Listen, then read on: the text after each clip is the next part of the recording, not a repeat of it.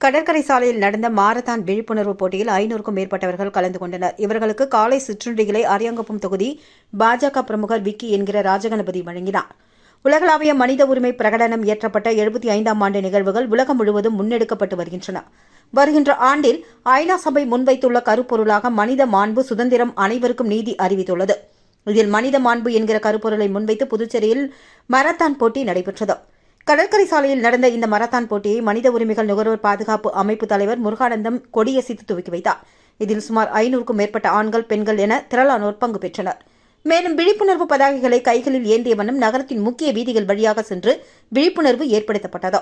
Marathon போட்டியில் கலந்து கொண்ட அனைவருக்கும் தண்ணீர் பாட்டில், குளிர்பானம் மற்றும் சிற்றுண்டிகளை புதுச்சேரி அரியாங்குப்பம் தொகுதி பாஜக பிரமுகர் விக்கி என்கிற ராஜகணபதி செய்திருந்தார் என்பது குறிப்பிடத்தக்கது.